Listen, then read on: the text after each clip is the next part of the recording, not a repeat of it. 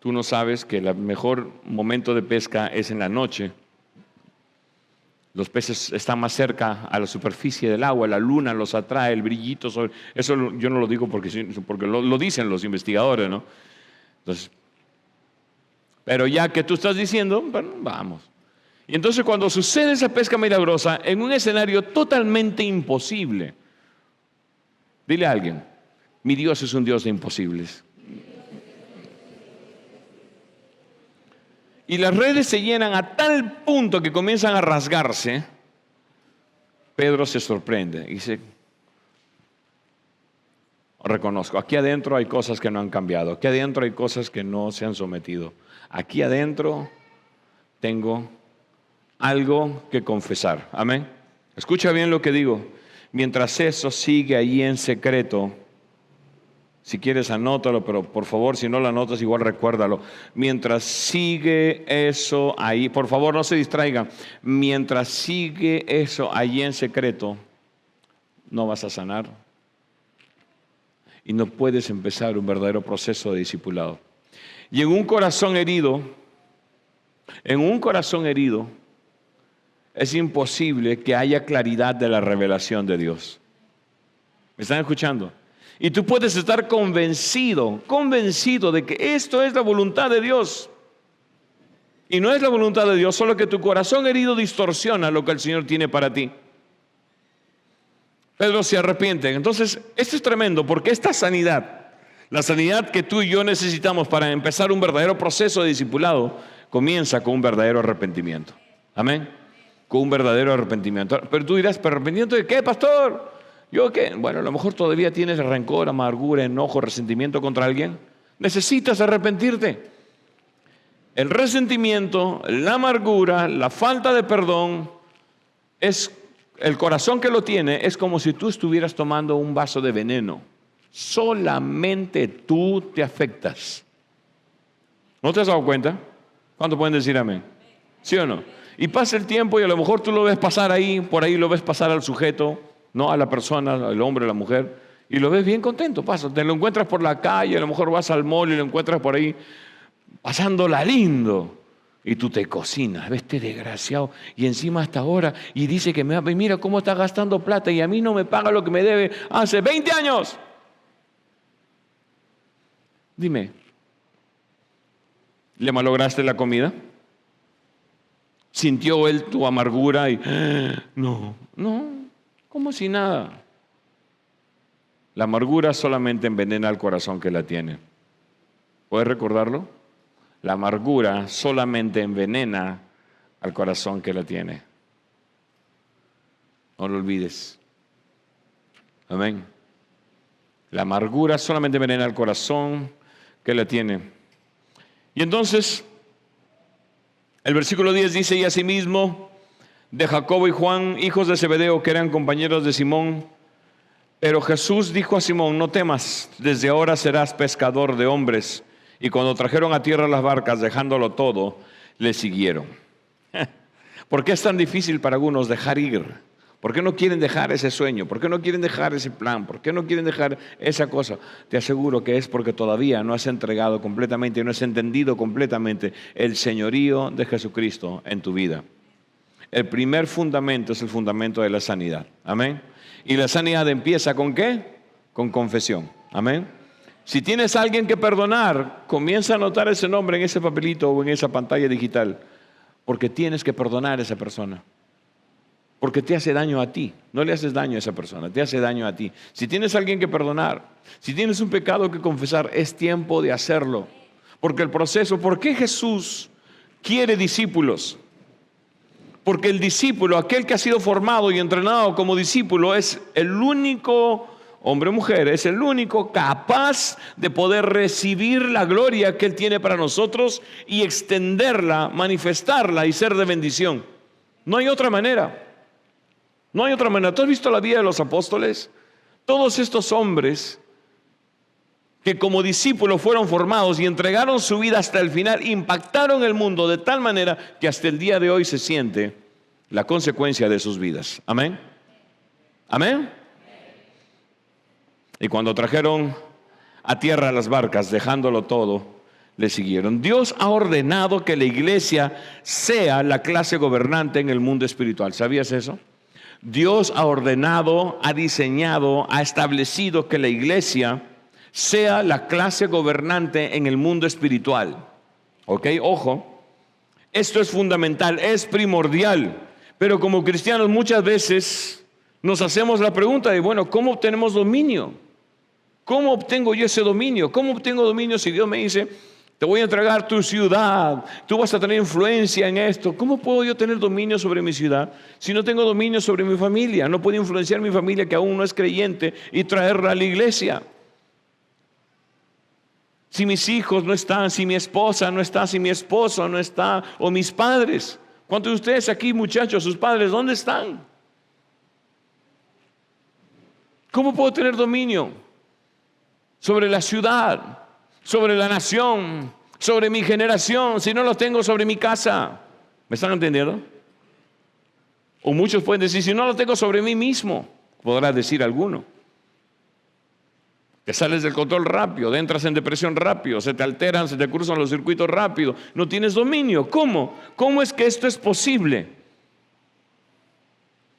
El Señor ha diseñado la iglesia para que sea la clase gobernante en el mundo espiritual. Significa que cuando tú y yo manifestamos el reino al cual representamos en este mundo, las tinieblas de esta sociedad tienen que retroceder.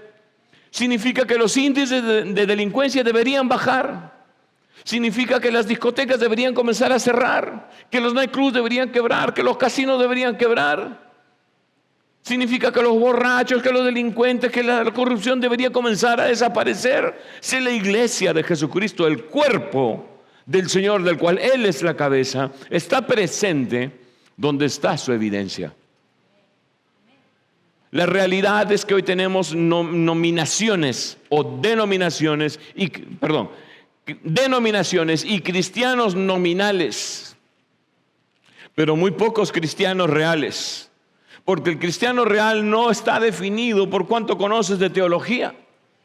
El cristiano real no está definido por cuánto tiempo llevas en la iglesia, sino qué tan maduro eres como discípulo. ¿Cómo te has dejado y qué tanto te has dejado formar? ¿Realmente puedes decir de ti que eres discípulo de Jesucristo? Lamentablemente hoy en día la mentalidad del voluntario ha invadido la iglesia. Y entonces hoy las iglesias funcionan en base a voluntarios, no en base a discípulos. Entonces hacen una lista, ¿quién quiere? Necesitamos voluntarios para que nos ayuden en el área de niños, necesitamos voluntarios para que nos ayuden con limpieza, necesitamos voluntarios porque vamos a hacer una actividad y entonces necesitamos voluntarios. Nunca vemos en la Biblia una sola vez que se mencione la palabra voluntario para referirse a un discípulo de Jesucristo. Hay dos palabras en griego que se usan para referirse al discípulo, traducidas como discípulo, y es matetes y uperetes, y eso lo he dicho antes, así que permítame repetirlo para aquellos que quizás no lo notaron o es primera vez que lo escuchan. Matetes, la palabra griega matetes significa aprendiz, aquel que está dispuesto a aprender. Y no es alguien que está en un salón de clase con una pizarra y un profesor que le está explicando algo. No es alguien que recibe separatas y le dicen, bueno, qué bonito. No es alguien que... No, matetes en esa época, ser un matete, ser un aprendiz, ser un discípulo, era alguien, un pupilo, era alguien que se acercaba a su maestro, quien quiera que sea que lo aceptaba como maestro, era una honra. Tú sabes que no cualquiera era. Venía alguien a los diferentes maestros en esa época y ese maestro... Ese rabino, ese maestro, ese Séneca, lo que sea, podía decir, no aceptaban a cualquiera. ¿Por qué no aceptaban a cualquiera? Porque esa persona, si era un mediocre, ¿no? Ocioso, llegaba tarde, le encomendaba alguna cosa para el martes y terminaba hasta el viernes. Él decía, no, porque este me va a dar mala fama. Yo no quiero que después él vaya por acá y diga, yo soy discípulo del Séneca tal, del maestro tal, del rabí tal. ¿Me entienden? Amén. No era así. Entonces, eso, matetes, aquel que va y dice, aquí estoy, y se dispone a hacer todo lo que sea necesario hacer para que ese maestro lo reciba como su pupilo, como su discípulo, y comience a adquirir no solamente las enseñanzas, escuchen esto por favor, sino también el carácter del maestro. Amén. el carácter del maestro. El discípulo adquiere el carácter, la forma de pensar, la forma de reaccionar, la forma de decidir de su maestro. Ese es un discípulo verdadero. ¿Ok? Y la otra palabra es uperetes, con H. Uperetes. Uperetes es la palabra que se usaba para designar a los condenados a las galeras. Las galeras eran esa parte de los barcos donde estaban los remos y ponían ahí a 3 hombres en cada remo o 4 hombres en cada remo a llevar el barco, ¿verdad? No había motor en esa época. Lo que hacía avanzar el barco eran esos semejantes remos. Esos hombres sentados ahí con cadenas en las manos y en los pies se llamaban uperetes, el condenado a las galeras. Y si el barco se hundía, el uperete se hundía con el barco. O si el barco era conquistado por un barco enemigo, ese uperete salía de ahí, lo sacaban de esas cadenas y lo metían a las cadenas del otro barco para que siga de uperetes. ¿Ok? ¿Qué significa esto en términos de discipulado? Que tú tienes que entender que estás llamado a servir hasta la muerte. ¿Amén? ¿Amén? ¿Pueden decir amén esta noche? Amén. Estás llamado a servir hasta la muerte. Díselo a alguien, ¿estás listo a morir? Amén. Listo a morir. ¿Ok? Estás llamado a servir hasta la muerte. La necesidad de los fundamentos o cimientos sólidos. 1 Corintios capítulo 3 versículo 11 dice, 1 Corintios 3, 11, porque nadie puede poner otro fundamento que el que ya está puesto, el cual es Jesucristo. Obviamente, todo lo que vayamos a edificar ahora, a partir de esta serie, tenemos que entender que si en tu vida va a ser sólido, tiene que estar sobre el fundamento de Jesucristo. ¿Qué significa que ese fundamento sea Jesucristo? Que tú le has entregado tu vida a Cristo. Amén. Tienes que estar seguro que Jesucristo es tu Señor. Amén. ¿Ok? Nadie puede poner otro fundamento que el que ya está puesto, el cual es Jesucristo. 2 Corintios capítulo 5 versículo 17 dice, de modo que si alguno está en Cristo, nueva criatura es, las cosas viejas pasaron, he aquí todo es hecho nuevo. Amén. Mira a alguien a tu lado y dile, ya no eres viejo. No estamos mintiendo. La Biblia dice que eres criatura nueva. Amén. Míralo otra vez y dile, estás nuevecito o nuevecita. Estás nuevecito. ¿Ok? De modo que si alguno está en Cristo, nueva criatura es, las cosas viejas pasaron, y dice al final, he aquí, todas son hechas nuevas. Como que si aún no le entiendes, eres nueva criatura, no lo entiendes, todo es hecho nuevo en tu vida. Todo es hecho nuevo en tu vida.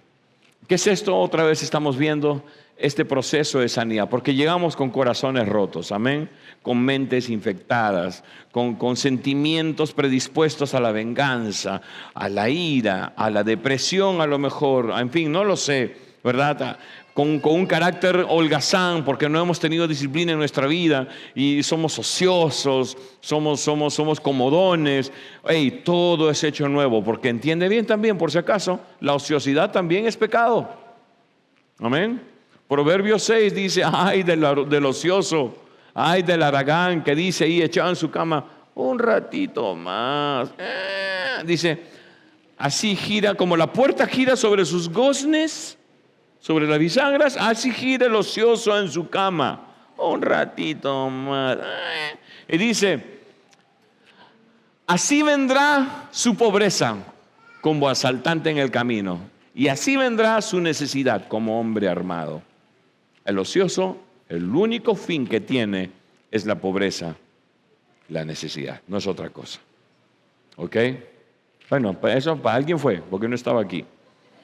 Puedes decir amén o puedes decir ay. Escuché unos ayes por ahí. Bueno, también están siendo honestos hoy, están siendo honestos. Amén. 1 Corintios 6, versículos 9 al 11, dice algo tremendo. Dice, ¿no sabéis que los injustos no heredarán el reino de Dios? No erréis, ni los fornicarios, ni los idólatras, ni los adúlteros, ni los afeminados, ni los que se echan con varones. No creo que tengo que explicar eso, ¿verdad? Hay esta generación que dice, ¿pero qué tiene malo? Lee, hazle leer 1 Corintios 6. Ay, pero es opción. Está bien, es opción de... Dice, ¿no sabéis que los injustos no heredarán al reino de Dios? No erréis, o sea, no te equivoques. Ni los fornicarios, ni los idólatras, ni los adúlteros, ni los afeminados, ni los que se echan con varones, ni los ladrones, ni los avaros, ni los borrachos, ni los maldicientes, esos que andan de lisura en lisura, como la flor de la canela, derramando lisura por aquí y por allá. Piensa, mira lo que dice la Biblia. Esos son los maldicientes.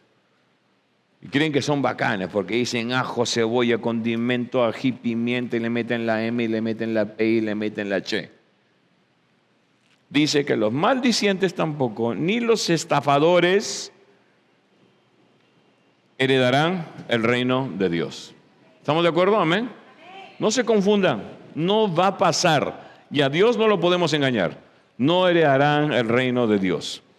Y dice el versículo 11, y aquí viene la médula de esta enseñanza en esta noche, y esto erais algunos. O sea, Pablo le está escribiendo a esta iglesia y le dice, algunos de ustedes fueron idólatras, fornicarios, adúlteros, afeminados, homosexuales, se acostaban con varones. Algunos de ustedes eran avaros, ladrones, borrachos, maldicientes, estafadores. Esto que ustedes eran, ya no más. Dice la siguiente parte del versículo 11, mas ya habéis sido, ¿qué? Díganlo fuerte, ¿ya habéis sido? ¿Ya habéis sido? Santificados. La siguiente parte, pero. En serio, ¿ah? Tienen que venir tomando lonche, creo. O una cucharita de azúcar antes de entrar. Guayfarreo. Ya habéis sido lavados. La siguiente parte, ya habéis sido. Y la tercera, ya habéis sido justificados. Lavados, santificados, justificados. ¿Ok? Lavados, santificados y justificados. Los fundamentos de nuestra sanidad. ¡Qué tremendo! ¡Qué tremendo! Dice, en el nombre del Señor Jesús y por el Espíritu de nuestro Dios. Rapidito, vamos a hablar de los lavados. No los lavados, no la familia lavado. Aquí tenemos a Luz lavado, Hermelinda lavado, está Jaime lavado, una mancha de lavados hay acá. Es la iglesia más lavada que hay, creo, en Trujillo. Vamos a hablar de los lavados. ¿De qué significan los lavados? Ok, ¿qué significa esta palabra? Ok, significa que nuestros pecados han sido lavados. Qué sencillo, ¿no? La teología no es muy complicada aquí. Estaba sucio, ¿verdad? Y ha sido. Qué maravilla ustedes, ¿verdad? Están alegrando mi noche.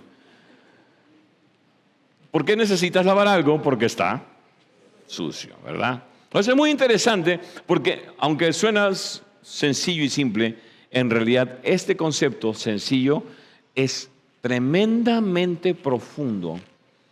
Porque no sé tú si has experimentado ese momento donde tú confesaste, dijiste, resarciste el daño, pediste perdón y sientes esa frescura en el alma. ¿Amén? ¿Cuántos lo han sentido? Levanta tu mano. Como sientes, oye, wow, es como que te sientes limpio. Sea lo que sea la cochinada que hiciste o en la que te metiste, algo sobrenatural en lo espiritual pasa cuando tú confiesas y te pones a cuenta con Dios. Dile a alguien, escoge tú, a ver, yo no voy a decir ni derecha, escoge, dile, ponte a cuenta con Dios. Voltean 3 sillas atrás, ponte a cuenta con Dios. Ponte a cuenta con Dios. Significa que nuestros pecados han sido lavados, que nuestros pecados han sido quitados de encima de nosotros, como quien quita esas manchas de suciedad de una ropa o una prenda. Yo recuerdo cuando este policía me habló de Dios, aquel con el que me convertí. Yo recuerdo que, aunque yo no estaba como que muy animado a hacer la oración y el Espíritu Santo me toca y bueno, viene ese momento en que me quebranto y hago la oración con Él. Después de hacer la oración, yo no exagero, hermanos míos, Dios es testigo. Que juzgue mis palabras, estoy mintiendo. Yo me levanto de esa silla y haber estado con el policía y parecía que habían quitado una mochila de gran peso de sobre mis hombros. Me sentía liviano, parecía que flotaba. Un poquito más Dios parecía, o sea, en otras palabras, Tú no lo vas a entender si nunca lo has hecho, pero parecía que me había metido un güirito. Estaba flotando, feliz. La mosca. Oh, esa mariposa, qué loca. Estaba recontra happy. De verdad.